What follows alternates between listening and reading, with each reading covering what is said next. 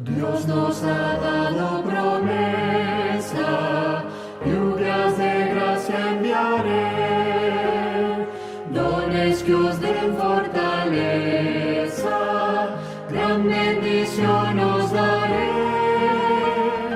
Lluvias de gracia, lluvias pedimos, Señor, mándanos lluvias copiosas, lluvias del Consolador. Cristo nos dio la promesa del Santo Consolador, paz y perdón y pureza para su gloria y honor. Lluvias de gracia, lluvias pedimos, Señor, mándanos lluvias copiosas, lluvias del Consolador. Dios nuestro a todo creyente, muestra tu amor y poder. Tú eres de gracia la fuente, llenas de paz nuestro ser. Lluvias de gracia, lluvias pedimos, Señor, mándanos lluvias copiosas, lluvias del Consolador. Obra en tus siervos piadosos, celo, virtud y valor, del tentador victoriosos, salgan contigo, Señor. Lluvias de gracia, lluvias pedimos, Señor, mándanos lluvias copiosas, lluvias del Consolador.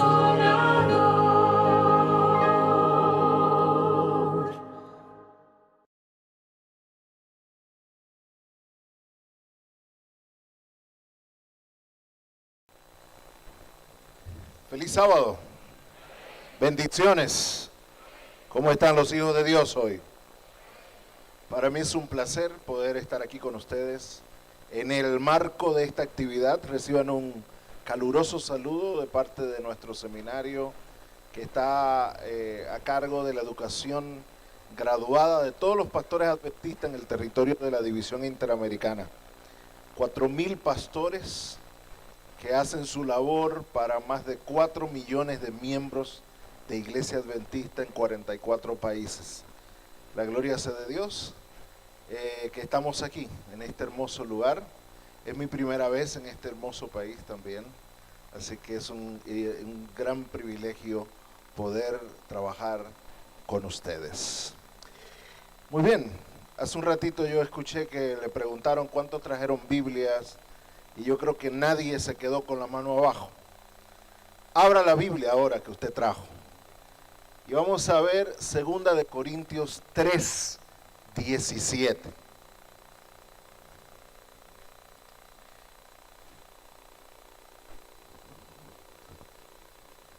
Segunda de Corintios 3, 17, y vamos a leerlos juntos.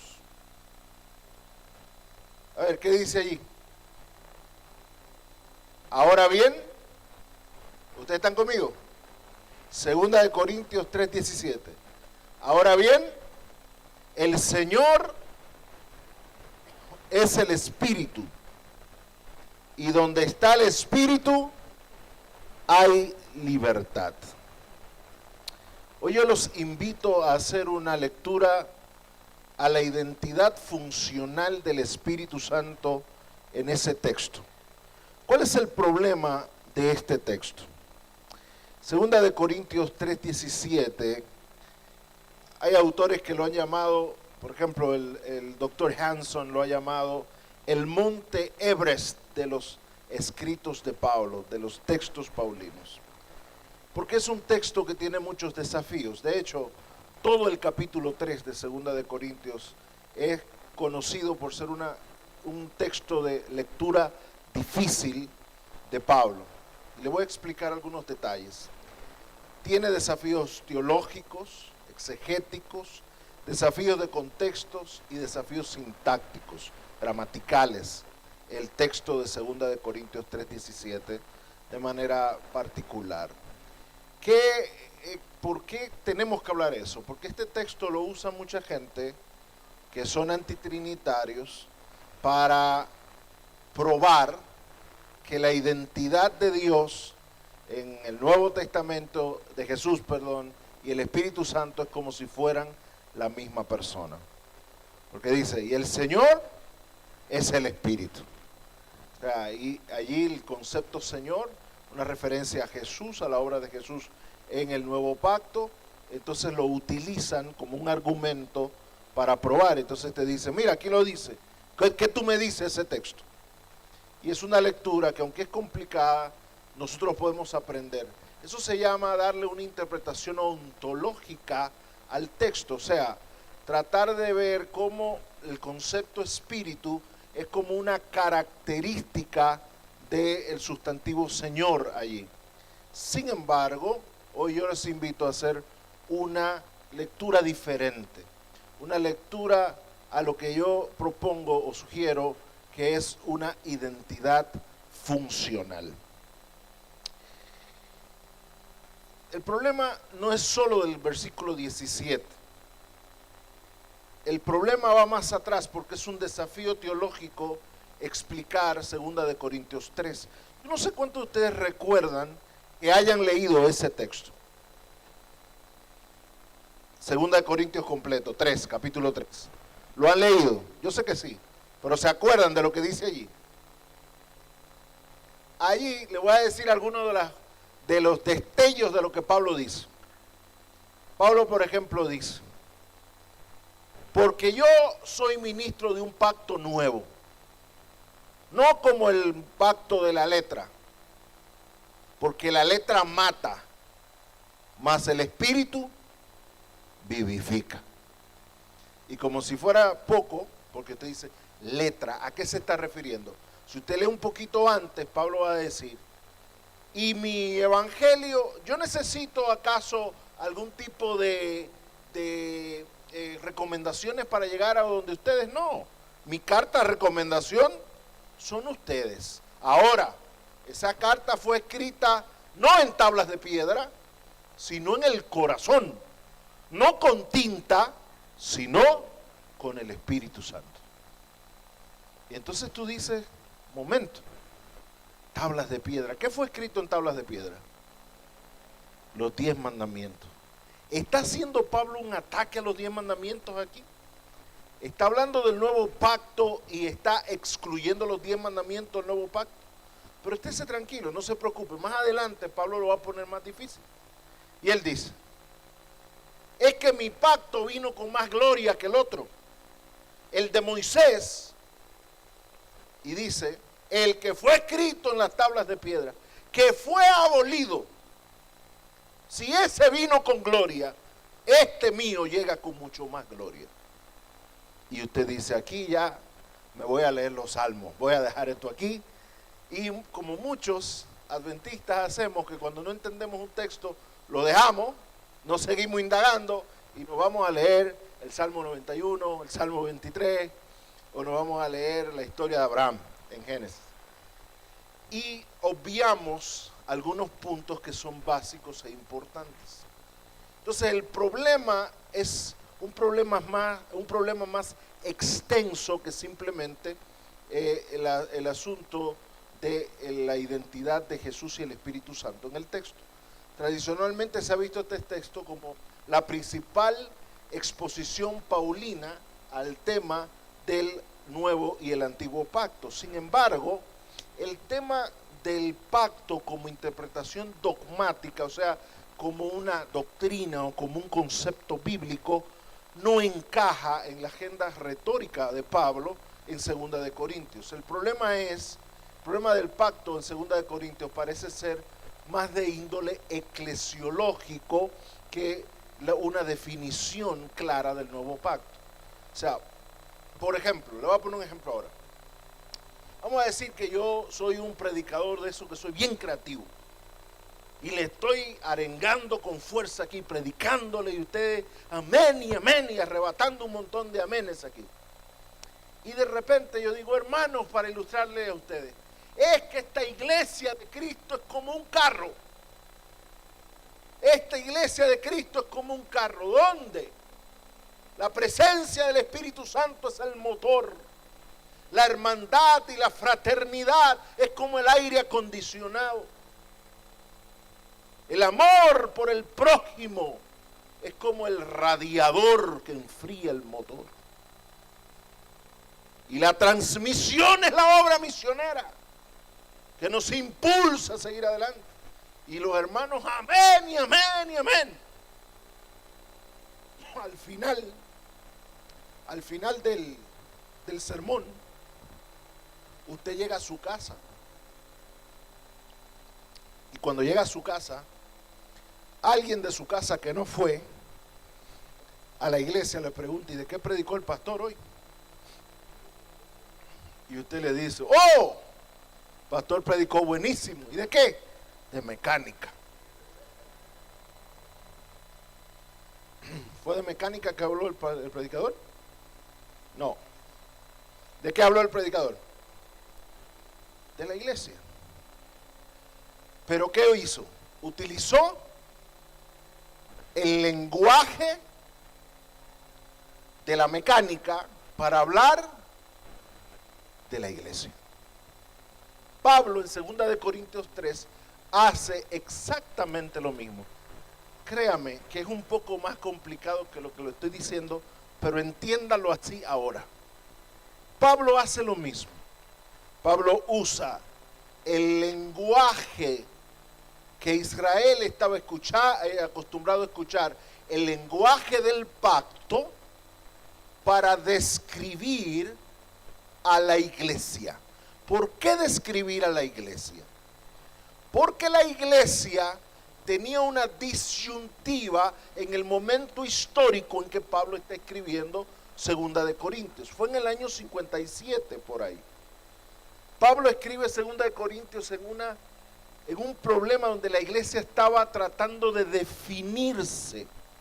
Y él estaba levantando un concepto donde decía, aquí nadie tiene que hacerse primero un judío técnicamente para ser cristiano.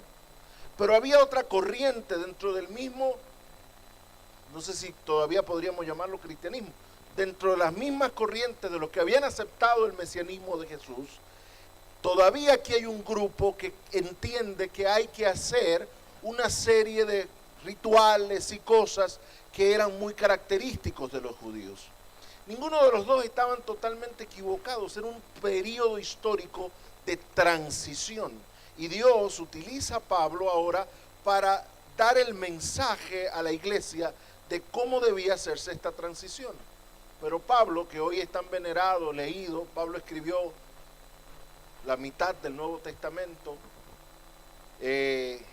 Pablo no era tan aceptado necesariamente. Por ejemplo, esa misma realidad de él comenzar a hablar de que no hay que hacer todas estas cosas, lleva a Pablo a situaciones donde él no estaba tan cómodo. Por ejemplo, en el año 57, él estaba viviendo en Éfeso. Desde Éfeso, Timoteo viene y le dice que la iglesia de Corinto está en una situación grave, problemática, hay pecado, hay situaciones. Pablo escribe una carta, esa carta se perdió, no existe hoy. Después Pablo escribe otra carta, que es la que nosotros conocemos como 1 de Corintios. Después Pablo escribe otra carta, que también se perdió, y luego escribe 2 de Corintios, luchando con una iglesia que está en una situación donde está buscando una identidad. Ahora Pablo trata de explicarle el problema de la identidad a ellos, pero la iglesia se enojó y dijo de todo. Cuando usted lee 2 de Corintios, que Pablo le está respondiendo a las quejas de los corintios por las cartas previamente enviadas. Ahora Pablo está diciendo, ustedes dicen que yo predico aburrido, ustedes dicen que yo soy bravo cuando escribo, pero cuando llego mi presencia es debilucha, soy pequeño. Han dicho que no soy un verdadero apóstol. Han dicho que yo tengo que buscar credenciales para predicar allá, que debo llevar cartas firmadas por los apóstoles para ver si es verdad que yo estoy en regla en la iglesia. Pero Pablo es el que fundó la iglesia de Corinto.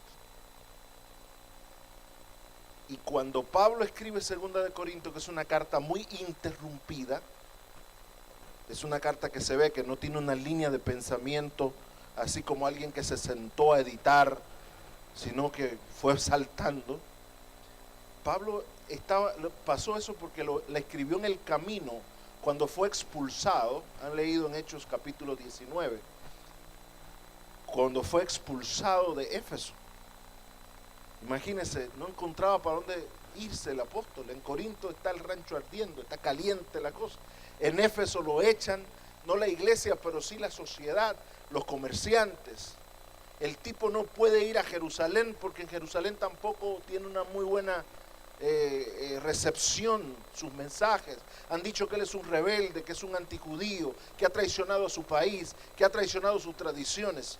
Entonces en ese contexto es que él comienza a hablar tratando de hacer una definición. Utiliza el lenguaje del pacto entonces para definir a la iglesia. Fíjese que él dice, ustedes son mi carta, lo que está escrito en el corazón, pero el corazón son ustedes. ¿Y por qué hace la relación con el Espíritu Santo? ¿Y por qué hace la relación con todo lo demás?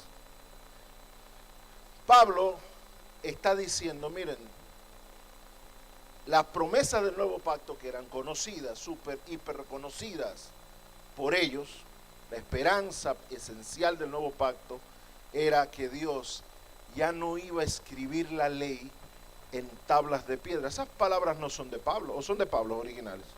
¿Alguien se recuerda de quién las había escrito antes? Jeremías. Ahora la voy a escribir ¿dónde? En vuestros corazones. Y eso es lo que Pablo dice. Mi carta, mi recomendación está escrita ¿dónde? En los corazones. ¿No dónde? En tablas de piedra. O sea, lo que él está diciendo, la promesa que Dios le hizo a Jeremías, en Jeremías 31 del nuevo pacto, esa promesa se está cumpliendo ¿en quién? En mi ministerio con ustedes.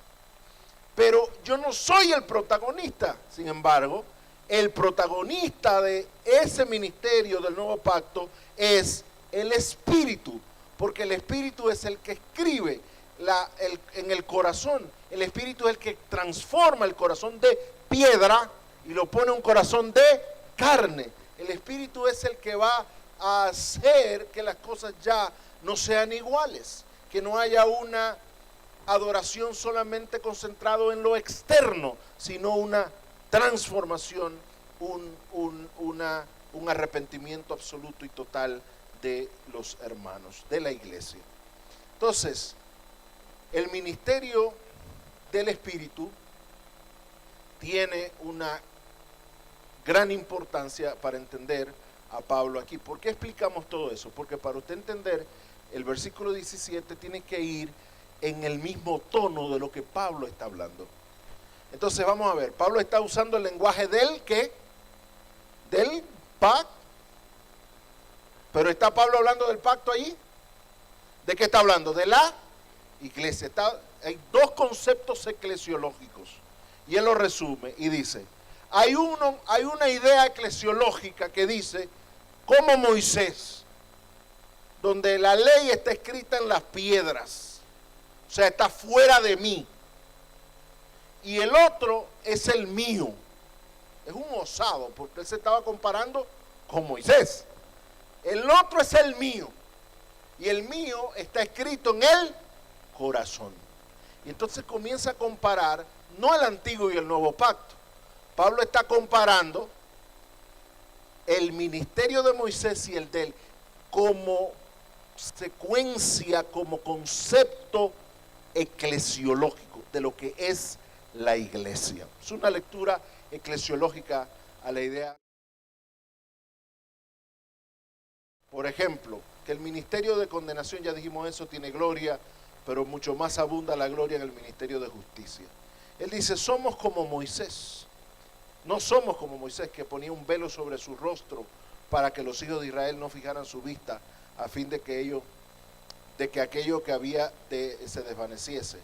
En la lectura del antiguo pacto, el mismo velo permanece sin alzarse, dice, porque solo en Cristo el velo es quitado.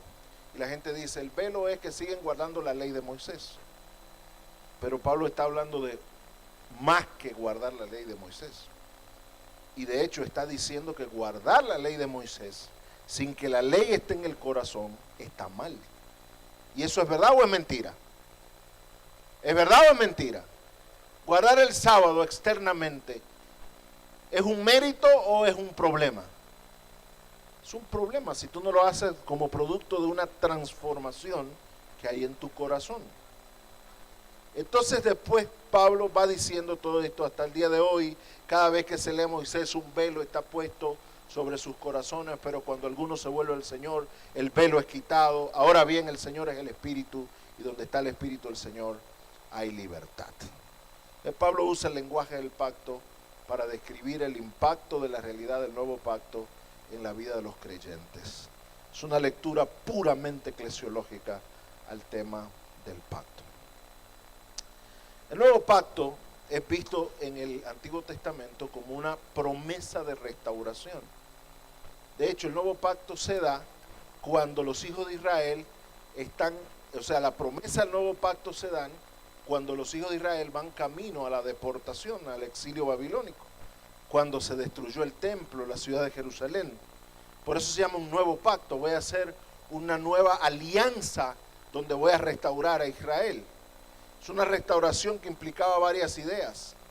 La obra del Mesías, por ejemplo, la centralidad del Israel restaurado, la inclusión de las naciones en la bendición del pacto, la obra del Espíritu Santo en la transformación espiritual sin precedentes, tanto en Israel como en las naciones.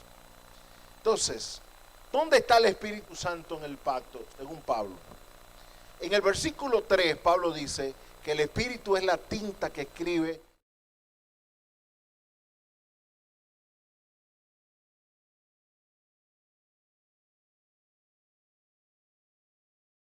en que el Espíritu da vida en contraste con el ministerio de la letra que mata. En el versículo 8, el ministerio del Espíritu tiene más gloria que el de la letra.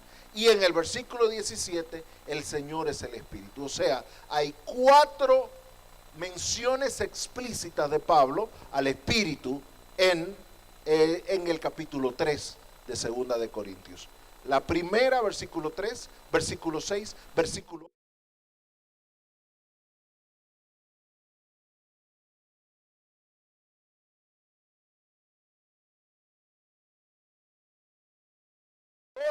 es el ministerio basado en el Espíritu que da vida. En el número 3 tiene más gloria que el de la letra. En el número 4 ya llega como al tope. No solo es gloria, es que el Espíritu es el Señor. El Señor es el Espíritu. Sin embargo, hay muchas interpretaciones ya al texto mismo. Pero ahora con este contexto que ustedes tienen de cómo Pablo pensaba, de cuál es el tema del capítulo 3 y cuántas veces Pablo habla del Espíritu, porque para Pablo el Espíritu es la mano ejecutoria que hace la transformación en la experiencia del nuevo pacto. Y para él la iglesia es la manifestación absoluta, clara e indiscutible de que el nuevo pacto se está cumpliendo. Israel estaba viéndolo de una perspectiva más política.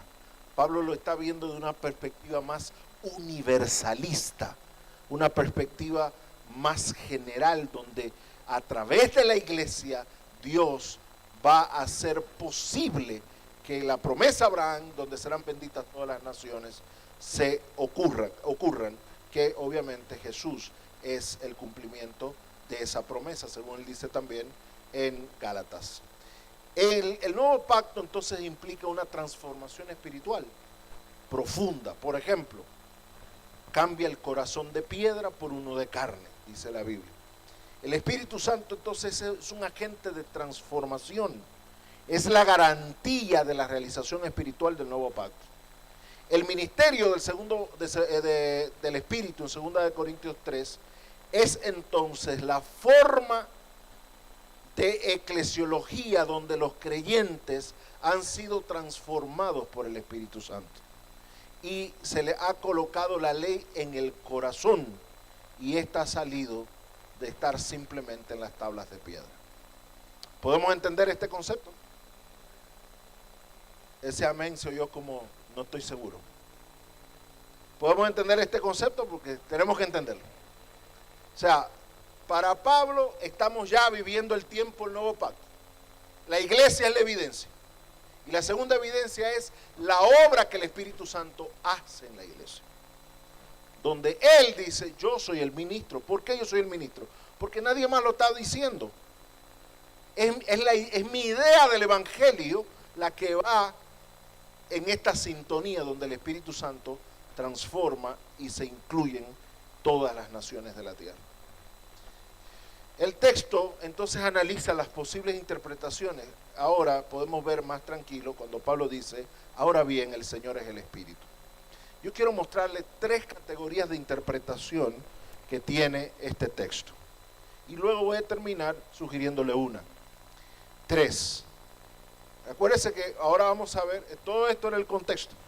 Veamos ahora la interpretación de 2 Corintios 3. Curios, que es la palabra para Señor, algunos lo interpretan como el predicado. Y lo dicen, curios significa ¿qué? Dios. Si curios significa Dios, quiere decir entonces que lo podemos poner como un predicado y la lectura sería más o menos, el Espíritu es Dios. ¿Y eso es verdad o eso es mentira?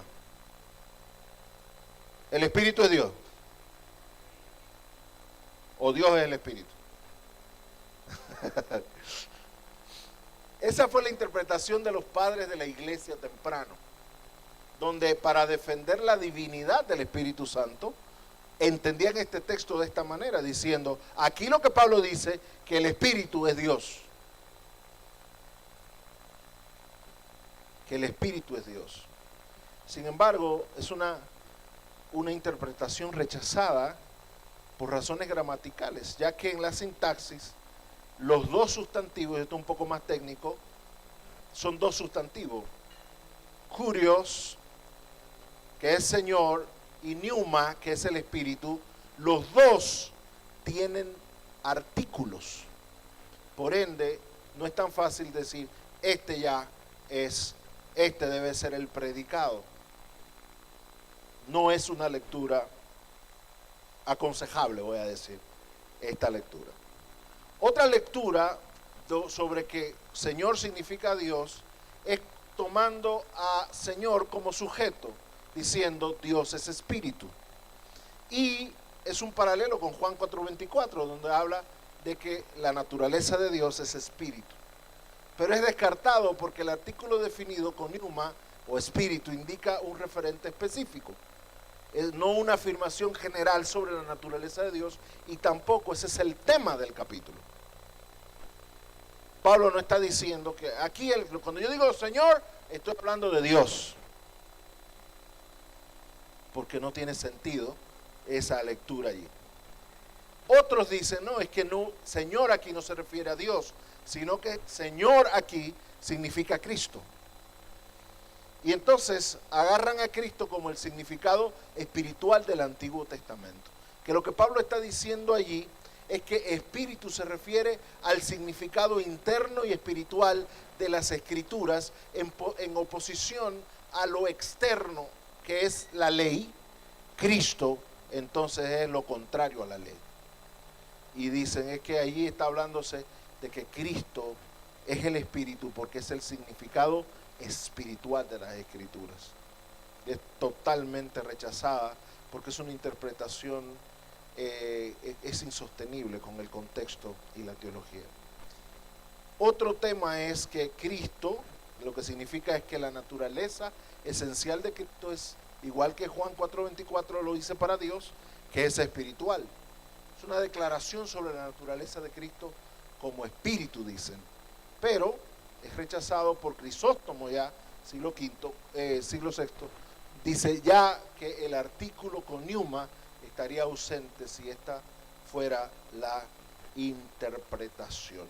O sea, gramaticalmente no se sostiene tampoco en el texto mismo, haciendo el análisis gramatical del texto.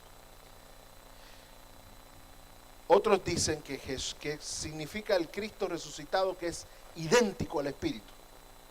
Esto se llama identidad hipostática. Es una fusión que fusiona conceptualmente a Cristo y el Espíritu a través de la experiencia de las asambleas de culto. Y es lo que dio pie a la interpretación que anda corriendo ahora en redes sociales y todos lados, que dice, no, es que es lo mismo, que Cristo después que resucitó y el Espíritu Santo es la misma cosa. Por ende, no me habla de tres personas en el cielo, porque Cristo, el Espíritu, es la manifestación de Cristo después de la resurrección. Por eso Jesús dijo, después de mí viene un consolador. Entonces dice, el consolador es Cristo mismo, pero ahora en la función del Espíritu Santo. Nadie dijo amén, ¿verdad que no? Como que se oyó que alguien dijo amén. Yo estoy diciendo la herejía más grande que usted ha escuchado hoy y la que va a escuchar en muchos días. Voy a repetir. Ya me voy a tener que devolver. Basado en la idea hipostática de este texto, de la naturaleza, de la unidad, de la fusión de las naturalezas de Cristo, humana y divina, ellos dicen, cuando Cristo resucita, quien resucita ahora es lo que el Nuevo Testamento llama el Espíritu Santo. Es una función de Cristo después de la resurrección. Ahora no hay amén. ¿Verdad que no? Y usan este texto para entenderlo así. Sin embargo, esto contradice la distinción frecuente que Pablo hace entre Cristo y el Espíritu en otros textos, por ejemplo en 1 Corintios 12, en 2 Corintios 13, etc. También otros hablan de la interpretación dogmática. Ya voy para allá. La interpretación trinitaria dogmática, que dice que el Señor, que Pablo lo que está diciendo, que el Señor en Éxodo 34:4, porque Pablo está parafraseando Éxodo 34 aquí, que en Éxodo 34:4 dice que es el Espíritu Santo, la persona divina que está presente con Moisés. Es criticada por muchos porque proyecta una categoría trinitaria posteriores al pensamiento de Pablo y asumen que sus lectores la comprenderían de igual forma.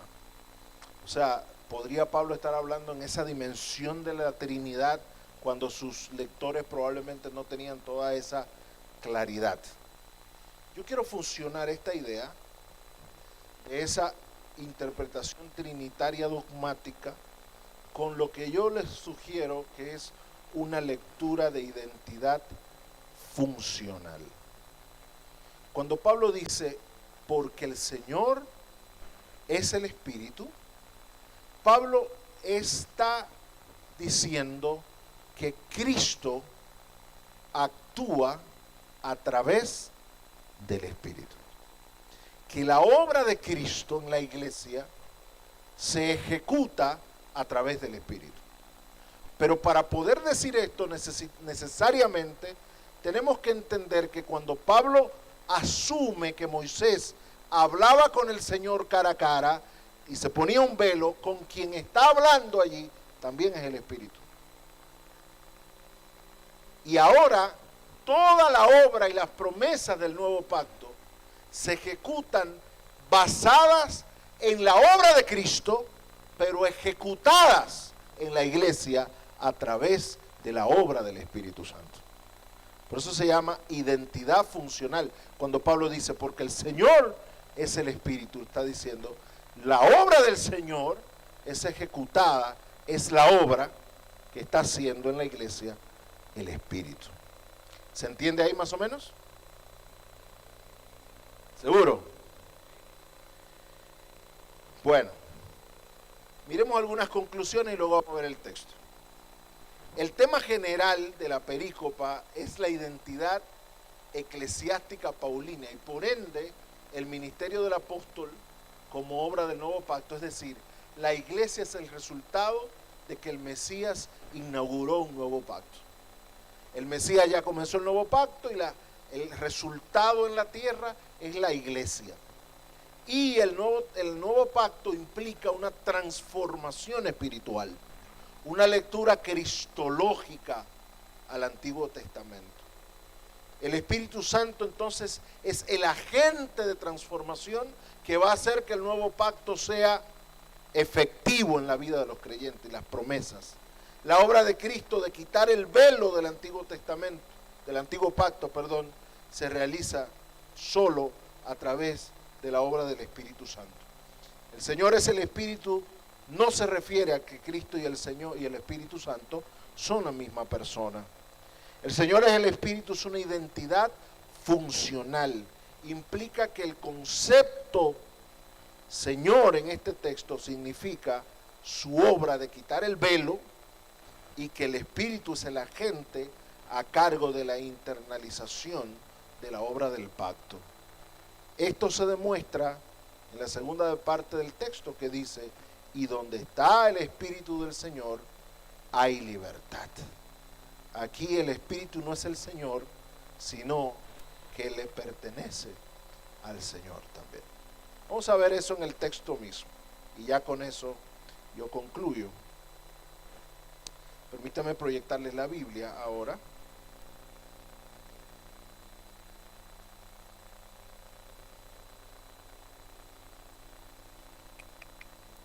Estamos en 2 de Corintios, que está acá, 3. Y estamos hablando del versículo 17 que está aquí.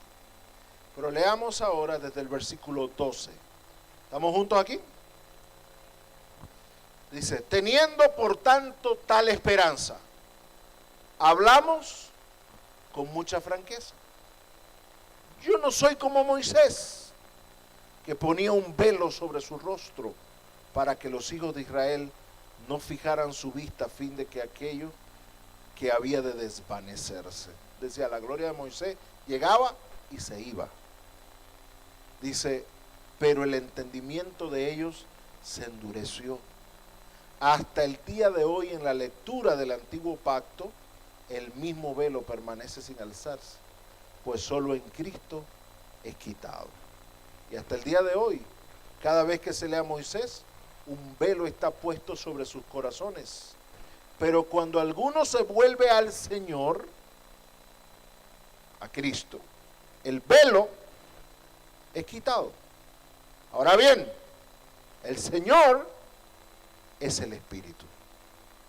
Y donde está el Espíritu del Señor, hay libertad. ¿Qué significa ahí que el Señor es el Espíritu? ¿Quién es que quita el velo? ¿Es por la obra de quién que el velo es quitado? De Cristo. Pero ¿cómo se ejecuta la obra de Cristo en la iglesia? A través del Espíritu Santo. Que el Espíritu Santo, que Dios prometió como agente transformador en el nuevo pacto, haga que la obra de Cristo, del gran Mesías de Dios, sea altamente efectiva en todas sus vidas y en esta iglesia que camina hasta el reino de los cielos. El Señor es el Espíritu, porque la obra de Cristo la ejecuta el Espíritu Santo. Que Dios les bendiga.